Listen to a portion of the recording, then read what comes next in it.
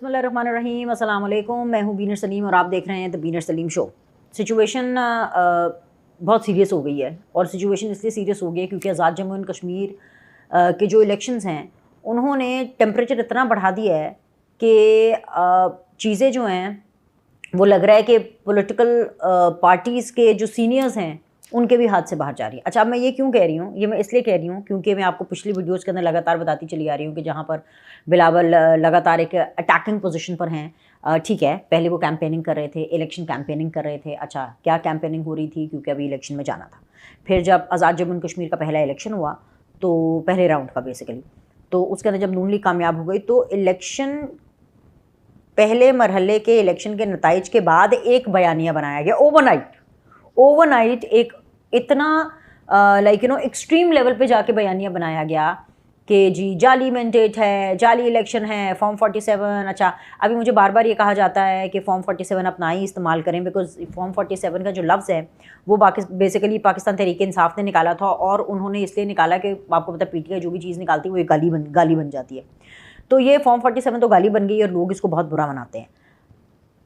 अगर ये गाली है तो आप समझें कि बिलावल फिर गाली देने पर उतर आए हैं, पीपल्स पार्टी गाली देने पे उतर आई है क्योंकि फॉर्म 47 की वो बात करो थे। अच्छा, पीटीआई इसमें बड़ा खुश होती है। पीटीआई कहते हैं, अभी कल मेरे शो के अंदर नियाजुल्लाह नियाज़ी साहब थे पीटीआई के, तो कहते हैं कि देखिए जी, हमने चाहे पीटीआई को कुछ नहीं मिला इस पूरे प्रोसेस में, हमने कुछ पॉलिटिकली गेन नहीं किया, लेकिन हमने लोगों को अवेयरनेस बहुत दे दिया। अब उनको पता चल गया फॉर्म 45 क्या होता है, फॉर्म 47 क्या होता है। मतलब पीटीआई इसमें भी प्राइड ले रही है। लॉन्ग स्टोरी शॉर्ट, तो मामला इसलिए बहुत out of hands and out of control हो गया है क्योंकि अज़मा बुखारी साहिबा ने जब बिलावल को ये रियलाइज़ कराने की कोशिश की कि आप ऐसी बात मत करें जिसके बारे में आपको बार बार सफाइयाँ देनी पड़ती हैं और सुबह गला पकड़ते हैं और रात को पाँव पकड़ते हैं, ये इसलिए उन्होंने कहा क्योंकि बिलावल अक्सर औक़ात ये बयान देते हुए देखे गए हैं। इट इज़ ऑन रिकॉर्ड कि वो ये कहते हैं कि जी नून लीग वाले मुश्किल वक्त में पाँव पड़ते हैं और जब इनका अच्छा वक्त चल रहा होता है तो नून लीग वाले गले पकड़ते हैं।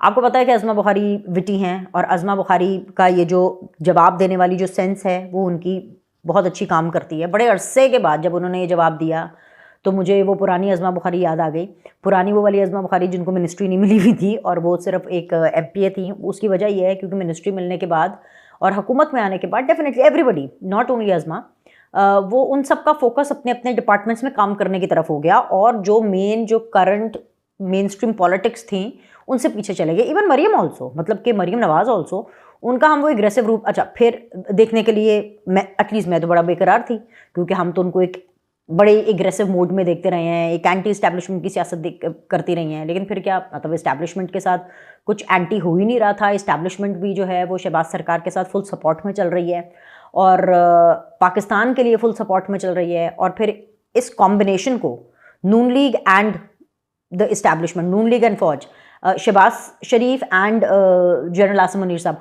उनका कॉम्बिनेशन इतना क्लिक कर गया कि सब अच्छा चल रहा था। तो भाई मेन स्ट्रीम पॉलिटिक्स क्या होनी थी। गिलगित बल्तिस्तान का इलेक्शन हुआ, उसमें क्योंकि ये पीपल्स पार्टी को ज़्यादा वोट मिल रहे थे नून लीग ने। अब मुझे नहीं पता कि क्यों, क्योंकि हालांकि साद रफ़ीक साहब ने उस टाइम पर भी ये कहा था, again it is on record, कि उन्होंने कहा कि भाई पीपल्स पार्टी अगर जीत रही है तो पीपल्स पार्टी को ही हुकूमत बनानी चाहिए। वो बाद में अब इन्होंने जैसे भी फॉर्मूला तय कर लिया, क्योंकि पूरे पाकिस्तान के अंदर ये चल रहा है कि पंजाब के अंदर अगर चीफ मिनिस्ट्री जो है वो नून लीग के पास है तो उन्होंने गवर्नरशिप जो है वो पीपल्स पार्टी को दे दी है। Same is in the federal, कि वहाँ पर भी एक फॉर्मूला तय हुआ। Same is in Balochistan, same is in Sindh and same is in KPK। अब सिंध के अंदर जो गवर्नर हैं वो पीपल्स पार्टी, ये नून लीग के हैं, निहाल हाशमी साहब, और जो है पीपल्स पार्टी की वहाँ पे सरकार है। तो having said that, the thing is कि फिर इसी तरह का जो एक फॉर्मूला है वो गिलगित बल्तिस्तान के लिए भी हुआ। अब जब वो फॉर्मूला हो गया तब तक हर चीज़ ठीक थी, हर चीज़ हलाल थी, वो जीत भी हलाल थी। लेकिन जैसे ही पहले मरहले का रिजल्ट पीपल्स पार्टी के हक़ में नहीं आया और नून लीग के हक़ में आया तो चीज़ें हराम हो गई और चीज़ें जो हैं वो बिखरना शुरू हो गई और ख़त्म हो गई। और फिर वो कहते हैं ना, ब्लेसिंग इन डिस्गाइज, ये उन सियासत के दीवानों के लिए और उन जमहूरियत के दीवानों के लिए जो ये इस नोक झोंक को और इस चीज़ को मिस कर रहे थे। Here it comes. क्या सुना मैंने यहाँ? व्हाट? क्या? Yes, people's party versus PMLN, Bilawal versus Maryam. Actually technically Bilawal wanted it like Bilawal versus Nawaz Sharif, लेकिन नवाज शरीफ ने, आपको पता है कि he such a seasoned politician and he such a senior politician age wise also and experience wise also. So उन्होंने कहा बरखुदार, याद है ना आपको। और फिर अब मामलात जब मैं ये कह रही हूँ कि जी आउट ऑफ कंट्रोल हैं, या क्योंकि बिलावल रुकने का नाम नहीं ले रहे हैं, वो उनकी चीखें बज रही हैं और बहुत ऊंची ऊंची बज रही हैं और वो लगातार लगे हुए हैं, ठीक है। That's his call. Bilawal Bhutto party के चेयरमैन हैं, he knows how he has to take his party forward. But when it comes to Noon League, तो अज़मा बुखारी ने जब वो गला पकड़ना और फिर पाँव पकड़ने वाला बयान दिया, तो अज़मा बुखारी ने ये भी बताया कि वो और भी बहुत सी बातें कर सकती हैं, लेकिन उनको उनकी पार्टी ने मना किया है, विच मीन्स कि नून लीग ने अपने लोगों को मना किया कि please hold your horses, don't get carried away. अगर अब बिलावल कैरिड अवे हो रहे हैं, या उन्होंने एक शिकस्त के बाद वो अगर अपना बयानिया नए सिरे से जाली मैंडेट, जाली इलेक्शन एक्सेट्रा एक्सेट्रा एक्सेट्रा का बिल्टअप कर रहे हैं, so you hold your horses. अब कब तक ये होल्ड दो हॉर्सेस रहेंगे, दैट आई डोंट नो। लेकिन बिलावल के हवाले से, पीपल्स पार्टी के हवाले से एक और तजाद भी सामने आया है। बिलावल कह रहे हैं कि जी आज़ाद कश्मीर में ठीक नहीं हो रहा, मुजाहिरीन से बात करें, महाजरीन की सीटें ख़त्म करें, मगर उन्हीं के वज़ीर आज़म आज़ाद कश्मीर बता रहे हैं कि इंतखाबी अमल साबोटाज करने के लिए मुजफ्फराबाद मार्च की मनसूबाबंदी की गई। फसादियों का इंतखाबात के दौरान मुजफ्फराबाद की तरफ मार्च साजिशी मनसूबा था, जिसका मकसद बड़े पैमाने पर बदअमनी फैलाना था। शरपसंद मासूम शहरियों का, मासूम कश्मीरियों का खून बहाने का मंसूबा कई हफ्तों पहले तैयार कर चुके थे। फसादी जदीद असला रखते हैं, इन्हें तमाम अहम मुकामात तक रसाई भी हासिल है। ये बात मगर बिलावल नहीं करते। ये आखिर क्या चल रहा है? Government Azad Jammu and Kashmir के अंदर पीपल्स पार्टी की, उनके अपने बंदे बात कर रहे हैं, लेकिन Bilawal is not saying this. यहाँ पर भी एक उनका तजाद नजर आया। खैर, इस हवाले से ये अभी ऑनगोइंग प्रोसेस है, ये चलता रहेगा, लेकिन I have to discuss very 2-3 important things about Pakistan Tehreek Insaf. Sohail Afridi ने ये ऐलान किया था कि जी 5 अगस्त को पेशावर में बहुत बड़ा जलसा होगा। अब बहुत बड़ा जलसा होने जा रहा है, जो कि सेमीफाइनल होगा, जिसमें वो अपने लीडर की रिहाई का एक बार फिर लाहे अमल देंगे। 3 बरस के बाद भी सिर्फ लाहे अमल ही देंगे। ये कितने लाहे अमल देंगे, और मुझे बताएं कि इन लाहे अमल पे फिर अमल कब होगा। आप ये सोचें कि इस वक्त जेल में अडयाला में बैठे जो इमरान खान हैं, उनको जब ये पता चलेगा कि भाई 3 साल के बाद भी 5 अगस्त को एक लाहे अमल दिया जाएगा और ये नहीं दिया जाएगा कि जी उनको बाहर किस तरह से निकालना है, तो उनको कैसा महसूस होगा। एनीवेज जी, 26 नवंबर को गिरने वाली लाशें कहाँ हैं? क्यों इस्लामाबाद की अदालत में अपने इल्ज़ामात पाकिस्तान तहरीक इंसाफ साबित नहीं कर पाई? इससे भी ज़्यादा ज़रूरी ये है कि दरख्वास्त अपनी वो खारिज करा बैठे हैं। मुर्दा जिंदा हो गया, ये तो कमाल ही हो गया। अच्छा जी, और पूरी दुनिया को ये पता है और कि किस तरह से ये एक प्रोपेगेंडा किया गया है। पूरी दुनिया को पता चल गया है कि वो जाली लाशों का प्रोपेगेंडा था, मगर सुहेल आफरीदी फौज को कह रहे थे कि ऐसा ना करें। क्या ना करें भाई, ऐसा क्या ना करें? मतलब सुहेल आफरीदी को अपना तो पता नहीं है, क्योंकि अब मैं आपको असल बात बताती हूँ। क्योंकि सुहेल आफरीदी से इमरान खान तो रिहा हो नहीं पा रहा। सुहेल आफरीदी सिर्फ और सिर्फ एक सेमीफाइनल जलसा करके लाहे अमल लाहे अमल लाहे अमल बोल बोल के लाहे अमल, अब आवाम से अपने आप को गालियों से बचाना चाहते हैं, और ख़ास तौर पे अपनी सोशल मीडिया से, क्योंकि पाकिस्तान तहरीक इंसाफ की जो सोशल मीडिया है वो तो आपको पता है जिसके पीछे हाथ धो के पड़ जाती है। तो जो सोशल मीडिया है पाकिस्तान तहरीक इंसाफ की, वो तो भर भर के झोलियाँ उठा उठा के, लोग तो बद्दुआएं देते हैं ना, ये तो झोलियाँ उठा उठा के गालियाँ देते हैं।